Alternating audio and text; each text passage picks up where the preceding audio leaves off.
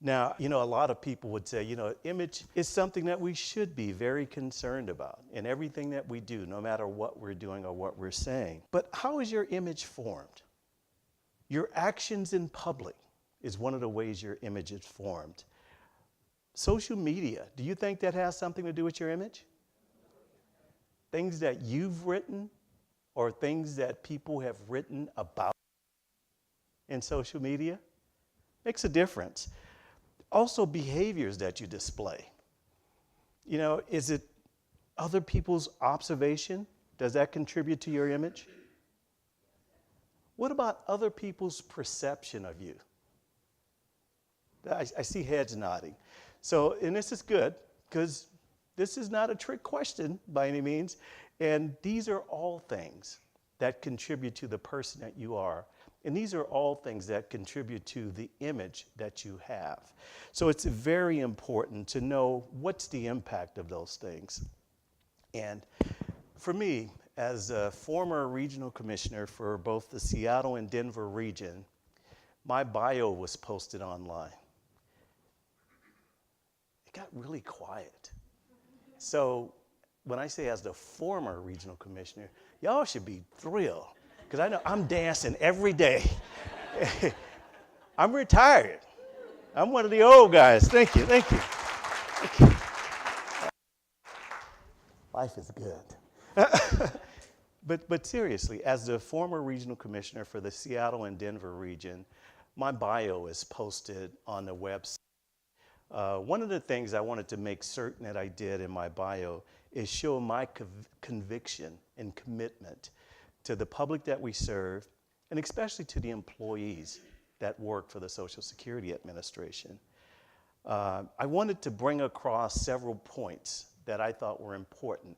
First and foremost, that I cared about people's careers and that it was important to me. So I tried to make certain that as folks were coming to the Social Security website and they'd read my bio, that they got a sense that, hey, this guy is pro-employee. This guy is someone that, for those of you that don't work for Social Security, I might want to work for. So it was a sort of solicitation, but more importantly, it was one of those things to where I wanted to make certain that people saw me and saw the Social Security Administration as a good place to work. I wanted to make certain that the image that they had of our environment was positive.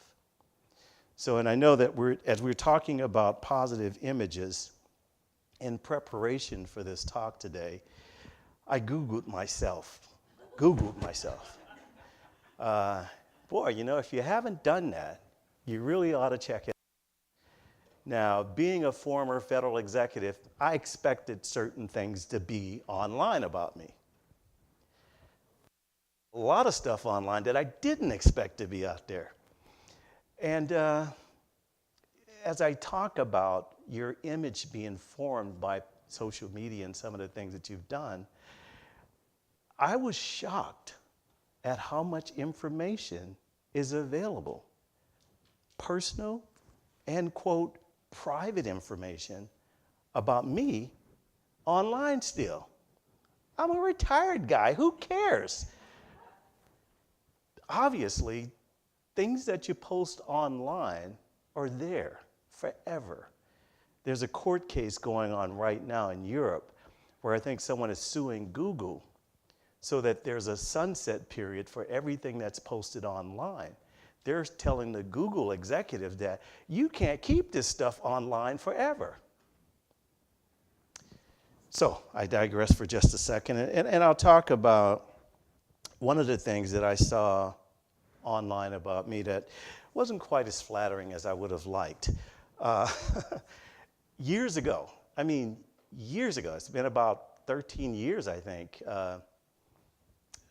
because of downsizing. I heard one of the speakers talk about in federal government, we are always asked to do more with less. Well, that's something that we've been dealing with. So I had proposed to merge a couple of my Social Security offices that were within about 10 miles of each other. Oh my God, did I get some horrible press. I had little old ladies talking about this horrible person that I was. That's still online. That's not the image that I wanted people to have of me. So as I was preparing for this, I need to go try to figure out or sue Google so they can take that offline. One of the other things that I think is so important in my we've gone through some cultural shifts recently. We were pretty liberal and lenient in the United States and a lot of other places with things that we say. They were very accepting. You got no flack for it. It was all good. Times have changed. You need to be very careful about what you say and the content of what you say, because we're not as tolerant a society as we used to be 20 or 30 years ago. People don't accept the things that they used to accept as far as phrases you might have used or terms that you might have used to talk about or describe other people. I think it's extremely important in this day and age to ensure that you're not saying anything that could be construed as being offensive to anyone. It could cost you your job, or even worse, potentially your career.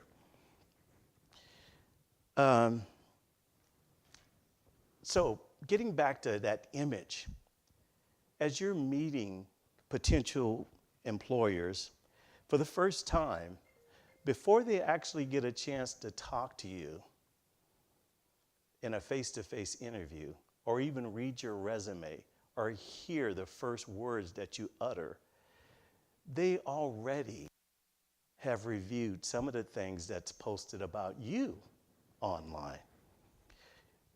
Some of you, not necessarily everybody in this room, but some of you have said some things on Snapchat, Twitter, Facebook, Instagram, or Flickr that capture some very powerful statements about you and your ideas about life. The thing is, those powerful statements can be construed as both positive or negative. When someone else is trying to read into what was your intent, what exactly did you mean when you made this comment? So I think that if a potential employee sees something that you've commented on, they evaluate those things. They'll look at it and say, well, when Stanley wrote this, he seemed to be a little bit aggressive. Or maybe he was passive. You know, it's amazing what people extrapolate from things that you write or things that you've posted. Totally not what you intended.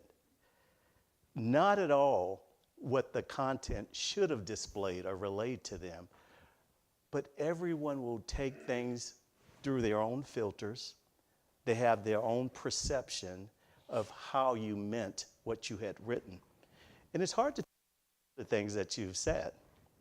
I know I wish I could have avoided closing that office.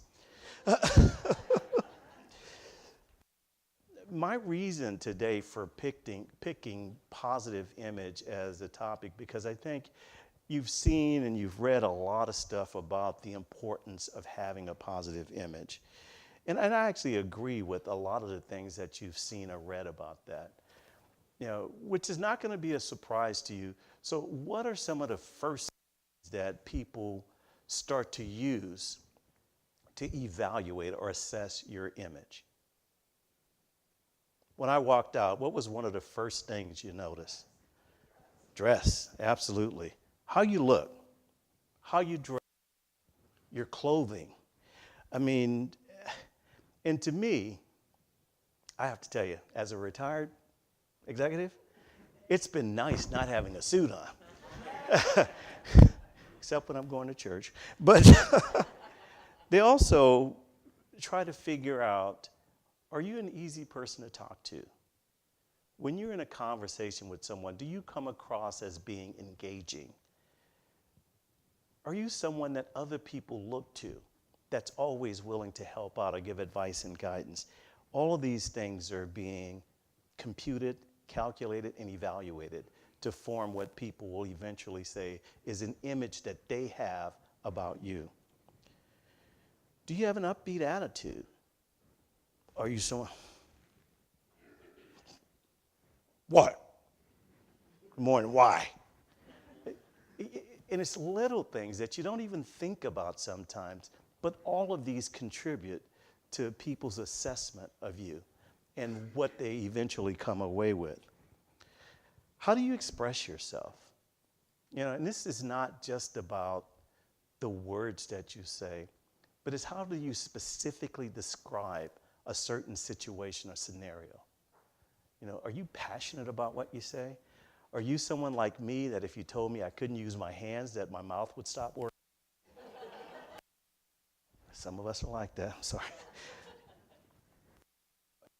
Us above, what you say and what's written about you in cyberspace, that's a difference. We don't, obviously, most of us don't do things to intentionally hurt or harm other people. Thank God for that. But things that you say, especially things that you've written years ago, that's still lingering in cyberspace, you need to make certain that they don't express any type of isms, whether it be sexism, racism, or anything like that. And a lot of times, I'm a prankster, big time prankster, but you have to be careful with what you say in jest. Because like I said before, not everybody is going to evaluate and interpret your intentions the way that you interpret it. You follow what I'm saying? Have you ever had that experience where you said something and someone took it totally out of context? Okay. That's a part of what goes to establishing your public image. And you want to keep it positive, so you want to be very precise about the way you say certain things. Always use good emotional intelligence. I mean, I can't tell you how important that is in everything that you do. And it's not just about trying to get a job, or it's not just about trying to impress someone, but just being pays off when you use good emotional intelligence. You know, also consider establishing a banking account. Things like LinkedIn or that will help you with other professionals that are interested in or seeking the same type of career that you are. The other thing is that develop skills to manage your counterproductive behaviors. I know it's a little bit dark. You can see some eyes rolling. I don't have any counterproductive behaviors. What do you mean by that? Well, I'm glad you asked. You know, I have to tell you, if you ask some of your closest friends to be brutally honest with you, we all have some things that we need to work on. We all have some things that we can polish up or hone that would make us better individuals. So I would ask you to do some self-reflection, unbiased self-reflection, and make sure you check the things that you can or should. And make certain that as you're doing that, give yourself credit. I mean, because we're growing. I've always referred to myself as a work in progress. It's okay to have things that I need to work on. That's my reason for being. So I stick with that. So, and also learn effective engagement skills. If you're working or pondering a certain approach to dealing with the situation and you're constantly pondering it back and forth, that ain't the right approach. Look for something else or something different. So, as I talk to you today about the importance of image, do you all have a sense to how that impacts when you're trying to go for a higher level position? No? Yeah? Okay. It's okay to verbalize too. It's quite all right.